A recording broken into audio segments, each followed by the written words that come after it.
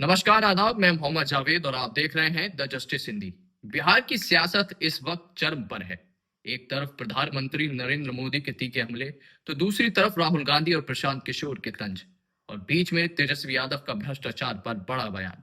यानी चुनावी मैदान अब पूरी तरह से गर्म हो चुका है।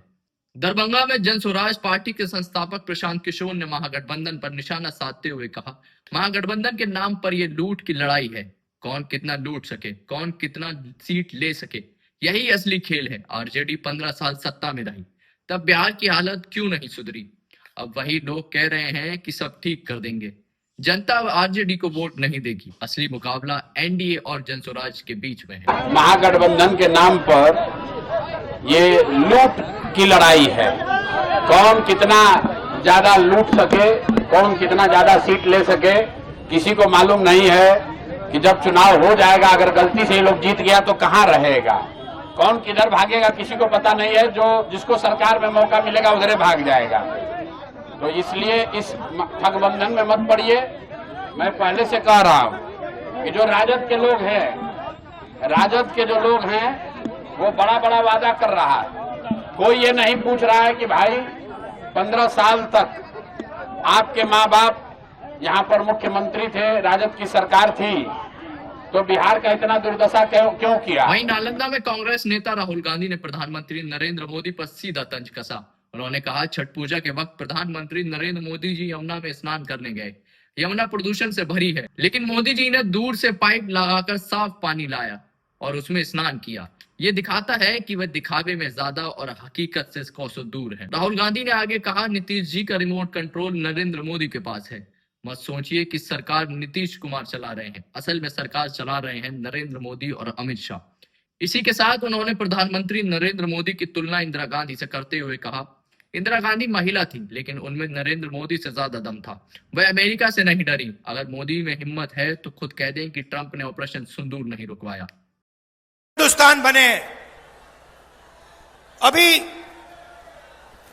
छठ पूजा के समय नरेंद्र मोदी जी ने निर्णय लिया कि वो जाके यमुना में स्नान करेंगे। आपने देखा फोटो देखी? एक तरफ हिंदुस्तान की सच्चाई, बिहार की सच्चाई, यमुना पोल्यूशन से भरी हुई, गंद से भरी हुई, और दूसरी तरफ नरेंद्र मोदी जी ने साफ पानी का छोटा सा तालाब बनाया। दूर से साफ पानी आया। दिल्ली के लोगों को नहीं मिलता पीने का साफ पानी, मगर नरेंद्र मोदी के नहाने के लिए दूर से इतना बड़ा पाइप लगवाया गया, उसमें पानी आया, छोटा सा तालाब बनाया गया और उसमें हमारे प्रधानमंत्री को नहाना था।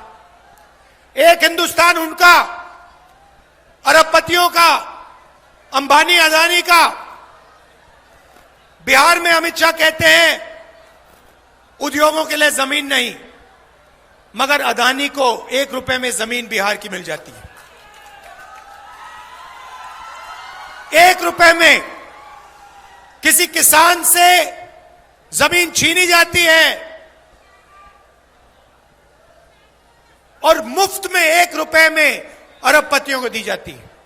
वहीं छपरा में प्रधानमंत्री नरेंद्र मोदी ने विपक्ष पर पलटवार किया। उन्होंने कहा, आरजेडी कांग्रेस ने घोषणा पत्र नहीं, अपनी रेड लिस्ट जारी की है।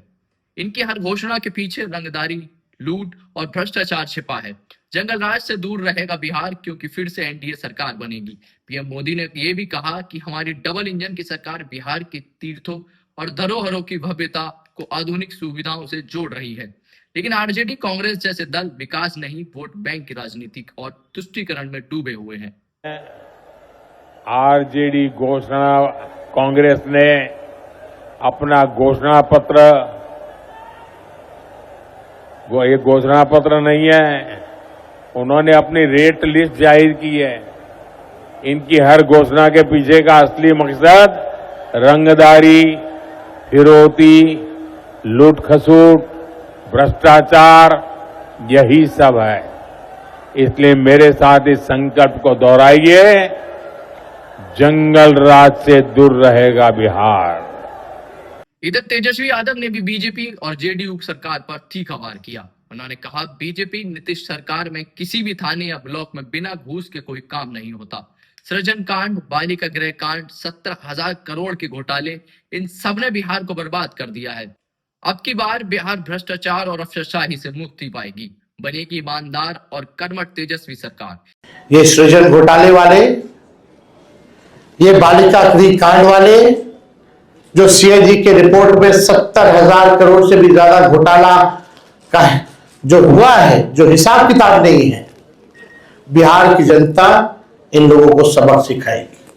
आज ब्लॉक चले जाइए, थाने चले जाइए, बिना घूस दिए हुए कोई काम नहीं होता। अफसरशाही इतनी हावी हो चुकी है कि जनप्रतिनिधियों का सम्मान नहीं हो रहा, उनकी बात नहीं सुनी जा रही है।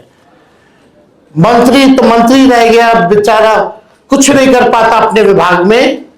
विभाग जो है सचिव चलाने का काम कर रहा है। ये अफसरशाही जो हावी हुई है, इस बार बिहार की जनता जरूर जो है बदलाव करने का काम करेगी। इसके अलावा सपा के राष्ट्रीय अध्यक्ष एवं पूर्व सीएम अखिलेश यादव भी 1 नवंबर से बिहार के चुनावी दौरे पर हैं। वहां कई विधानसभाओं में इंडिया गठबंधन के प्रत्याशियों के पक्ष में जनसभा करेंगे। तो वहीं यूपी के सीएम योगी आदित्यनाथ भी बिहार में चुनावी तापमान गर्म कर रहे हैं। यानी बिहार की चुनावी जंग अब आर पार की हो चुकी है। आरोपों, जवाबों और वादों के बीच जनता फैसला करेगी कि कौन सच में बिहार बदलेगा और कौन सिर्फ सत्ता की कुर्सी चाहता है। ऐसी खबरों के लिए द जस्टिस हिंदी को सब्सक्राइब करें और बेल आइकन दबाएं।